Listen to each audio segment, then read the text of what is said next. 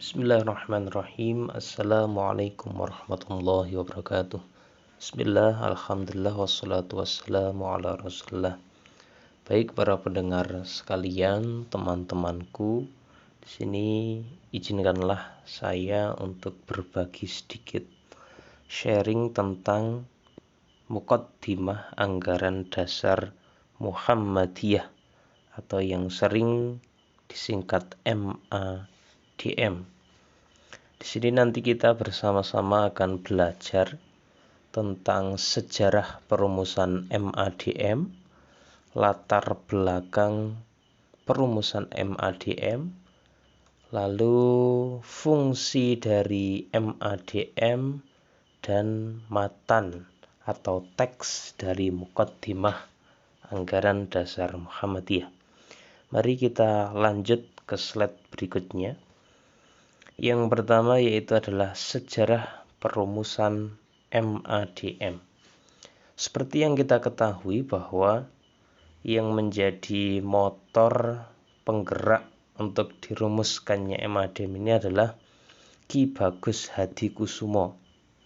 Nah, beliau Ki Bagus Hadikusumo itu termasuk dalam panitia perumusan undang-undang dulu ketika zaman kemerdekaan. Nah, Ki Bagus Hadikusumo ini terus akhirnya mempunyai tim yang menyempurnakan redaksional dari Muqaddimah Anggaran Dasar Muhammadiyah. Siapa saja itu? Yaitu Buya Hamka, Kiai Haji Farid Ma'ruf, Mr. Kasman Singodimejo, dan Zen Jambek. Nah, rumusan MADM ini diterima dan disahkan pada Muktamar ke-31 di Yogyakarta tahun 1950. Lalu bagaimana latar belakang perumusan Muqaddimah Anggaran Dasar Muhammadiyah? Setidaknya ada beberapa poin yang menjadi latar belakang perumusan MADM. Ada 4 poin. Yang pertama yaitu adalah belum adanya kepastian mengenai rumusan cita-cita dan dasar perjuangan Muhammadiyah. Seperti yang kita ketahui bahwa Kiai Haji Ahmad Dahlan pada awal mendirikan Muhammadiyah itu adalah dengan praktek, bukan kebanyakan teori tapi dominan praktek. Jadi menghayati Quran dan Sunnah kemudian langsung bekerja dan berkarya. Seperti yang kita ketahui bahwa ada cerita cerita dari santri-santrinya dari Kiai Ahmad Dahlan itu bahwa berbulan-bulan membaca Al-Quran Surat Al-Ma'un, tapi sama Kiai Haji Ahmad Dahlan itu belum juga lanjut ke surat berikutnya. Lalu santri-santri Kiai Haji Ahmad Dahlan itu mereka protes, Kiai ini kok belum lanjut ke surat berikutnya, itu bagaimana? Oh, kalau begitu berarti ikut saya ke pasar, kita bersama-sama menyantuni fakir miskin, terutama pada anak-anak yang gelandangan itu. Mereka yang gelandangan dan yatim piatu, yang mereka anak-anak jalanan itu dikumpulkan, lalu dikasih baju yang terbaik, makan yang enak, lalu mereka diminta untuk tidak melakukan atau menggelandang lagi, untuk di hari selanjutnya itu sekolah diajar oleh Kiai Haji Ahmad Dahlan. Nah, itu wujud dari praktek langsung, tidak kebanyakan teori dari Kiai Haji Ahmad Dahlan. Lalu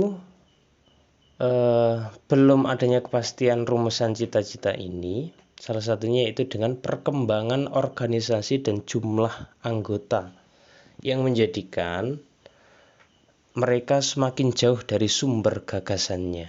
Jadi perkembangan organisasi Muhammadiyah pada waktu itu di Yogyakarta itu sangat pesat sekali.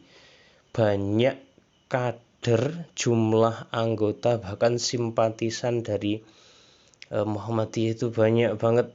yang itu terus akhirnya itu mengaburkan dari gagasan awal untuk Kiai Haji Ahmad Dahlan, itu adalah mewujudkan Islam yang rahmatan lil alamin, seperti itu. Selanjutnya yaitu adalah kehidupan rohani keluarga Muhammadiyah yang menurun karena terkena penyakit wahan. Penyakit wahan itu apa? Yaitu cinta dunia dan takut mati. Nah, karena perkembangan zaman itu begitu cepat, itu pasti akan menimbulkan berbagai efek, baik positif maupun negatif. Nah, negatifnya karena pada waktu itu juga zaman perjuangan, zaman awal-awal kemerdekaan, itu kebanyakan tuh condong kepada duniawi dan materialistis. Makanya kalau sesuai dengan redaksinya Nabi itu, orang-orang yang seperti itu disebut orang-orang yang terkena penyakit wahan, yaitu cinta dunia dan takut mati. Selanjutnya yang ketiga itu, yaitu kuatnya pengaruh pola pikir dari luar atau non-Islam.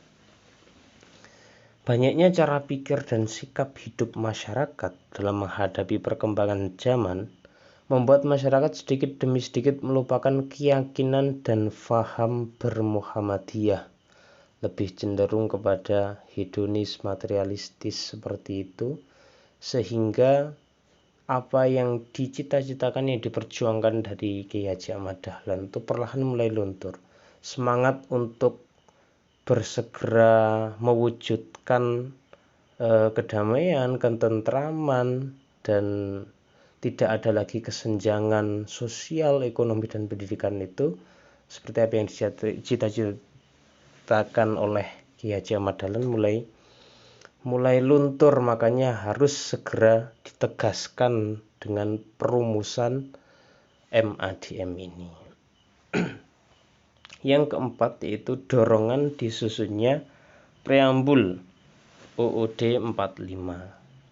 Berbagai kejadian yang mengiringi perumusan pembukaan Undang-Undang 45, diantaranya perubahan teks dalam Piagam Jakarta, yang itu mempengaruhi ideologi bangsa dan rakyat Indonesia, termasuk anggota Muhammadiyah, sehingga perlu segera dibuat anggaran dasar Muhammadiyah. Seperti yang kita ketahui bahwa dalam Piagam Jakarta, yang itu menjadi cikal bakal poin-poin yang ada pada Pancasila, sila pertama itu ketuhanan Maha Esa itu dulu mempunyai redaksinya bukan yang seperti sekarang, yaitu ketuhanan yang Maha Esa, tapi adalah kewajiban menjalankan syariat bagi pemeluk-pemeluknya, kayak gitu. Jadi redaksi yang diubah menjadi ketuhanan yang Maha Esa itu harus segera